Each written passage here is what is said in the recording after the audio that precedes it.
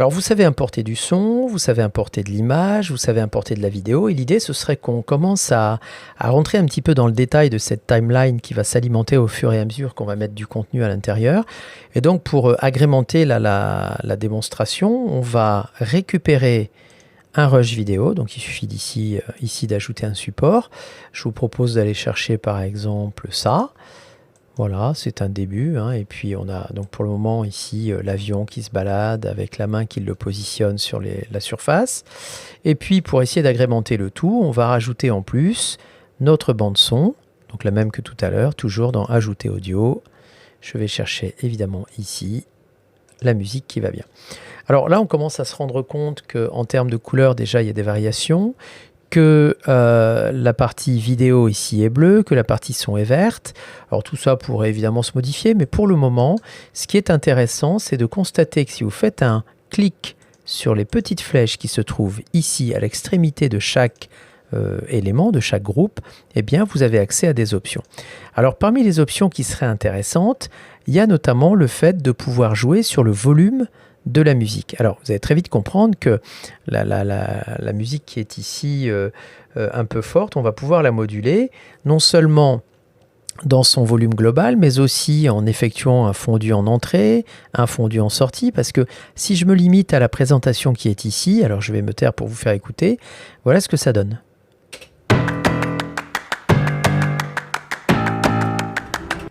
Donc une bande son qui est quand même relativement présente et qui démarre directement au même moment que démarre la séquence vidéo.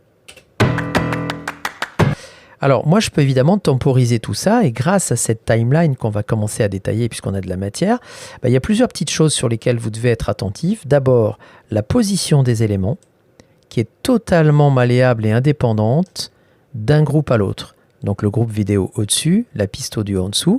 Et vous voyez que je n'ai qu'à effectuer un déplacement comme ceci. Et ce déplacement pourrait coïncider, par exemple, avec le début d'un élément graphique ou le début d'un affichage d'un objet qui arrive dans une vidéo. Et donc vous voyez que par rapport au fait que ma vidéo a été décalée, on peut déjà imaginer que le son va démarrer un petit peu plus tard, et donc non plus au début de la vidéo. Alors, on voit ce que ça donne.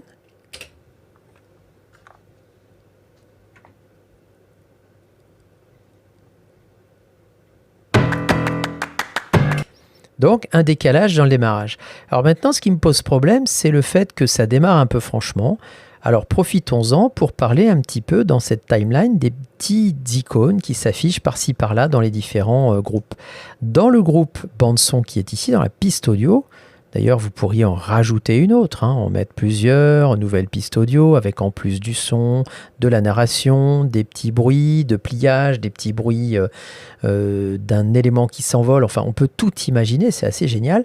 Eh bien, dans cette petite flèche qui est ici, on va tout simplement demander par exemple à baisser le volume parce qu'on estime qu'il y a quelques décibels en trop. Donc, on va descendre un petit peu pour envisager une présence du son un petit peu moins importante. Donc ça donnerait ça.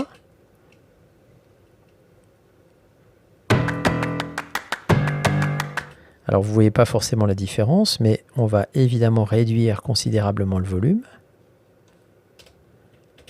Vous voyez, par rapport à un son qui serait beaucoup plus fort, vous allez nettement voir la différence. Alors je vais faire attention de ne pas vous casser les oreilles si vous utilisez un casque. Donc je vais me remettre à 100, ce sera déjà pas mal.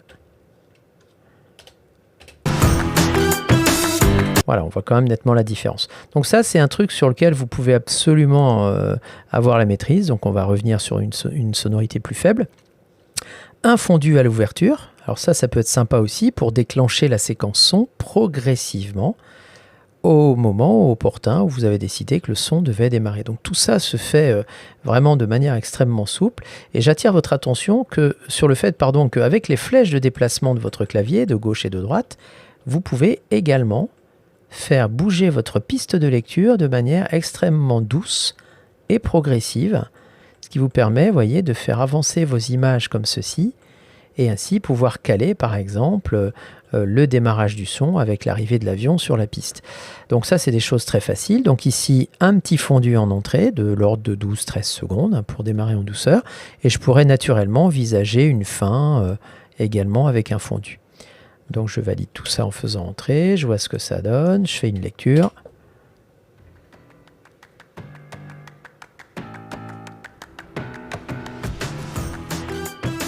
Voilà, vous entendez le son arriver progressivement et on peut imaginer qu'à la fin, ce sera la même chose.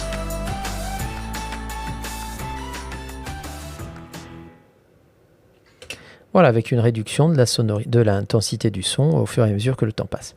Alors, autre problématique, mais que la timeline vous permet de gérer de manière hyper confortable, c'est évidemment, au-delà de la disposition des éléments, il y a aussi l'élagage. Tout ça, ça rentre dans les fonctions de trim classiques des logiciels de type Premiere, Avid, Final Cut et autres. Mais là, vous pouvez tout à fait, avec l'aide de ce petit crochet qui est ici, démarrer plus tard ou réduire la phase de démarrage avec toujours, et ça c'est assez pratique, cette petite fenêtre de prévisualisation qui vous permet de savoir à quel moment vous souhaitez démarrer. Tiens, par exemple, on pourrait décider de démarrer là, c'est-à-dire au moment où l'avion pointe le bout de son nez dans la séquence vidéo. C'est-à-dire que cette partie-là a été rognée. Alors vous allez voir que la bonne nouvelle, c'est que ça a été rogné provisoirement. Autrement dit, si vous changez d'avis, il sera toujours possible de remodifier le contenu et de retrouver la forme d'origine. Donc c'est assez rassurant de savoir que quand vous élaguez comme ceci, vous n'élaguez pas de manière définitive, mais de manière simplement provisoire. Et vous comprenez bien que en fonctionnant un petit peu comme ça, vous allez évidemment pouvoir faire coïncider au niveau du timing et du déroulé la séquence vidéo et la séquence son. Alors bien évidemment, l'ensemble peut être déplacé au début de la timeline, sachant que je peux aussi décider de faire un peu de place parce que j'ai prévu d'y rajouter un titre, une séquence d'approche qui va me permettre de démarrer doucement la séquence avec un fondu, etc. Et pour ça, j'aurai besoin d'un petit peu d'espace avant. Quoi qu'il en soit, si ma séquence démarre directement ici, je pose ma tête de lecture, j'appuie sur la barre d'espace, je me tais pour vous faire écouter.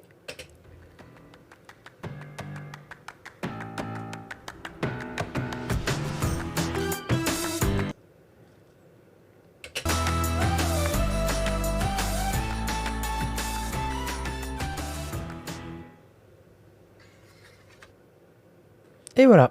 Donc c'est une approche évidemment pour le moment très basique, mais ça me permet au moins de vous montrer que dans la timeline, les séquences sont dissociées physiquement sous la forme de bandes évidemment superposées.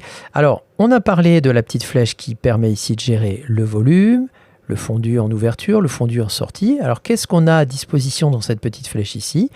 Eh bien des choses également intéressantes, mais cette fois-ci sur le plan vidéo, avec naturellement ici la possibilité de jouer sur la vitesse.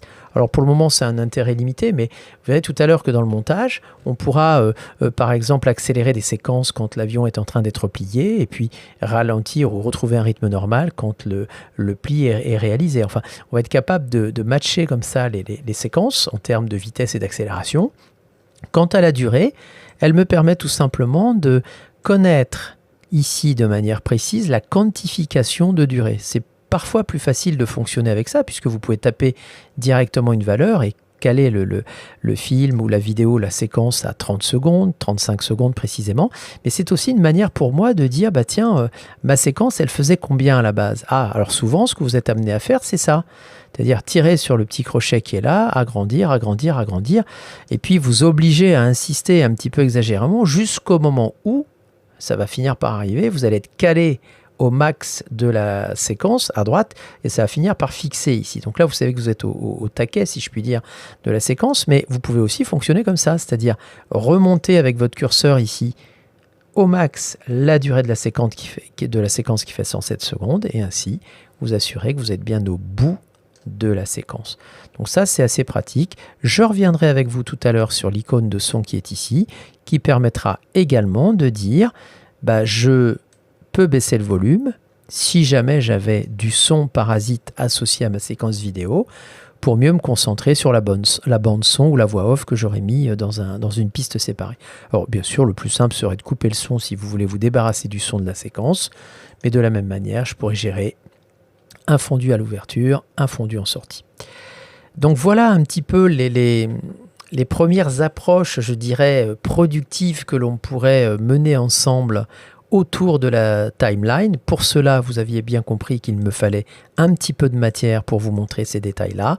Donc on a mis ici de la vidéo, on a mis une bande son. Ça nous permet d'alimenter cette timeline dans laquelle je pose mes différentes séquences, mes différentes pistes, avec toujours cette petite flèche qui me donne accès à des options spécifiques par type de groupe, son, vidéo, etc.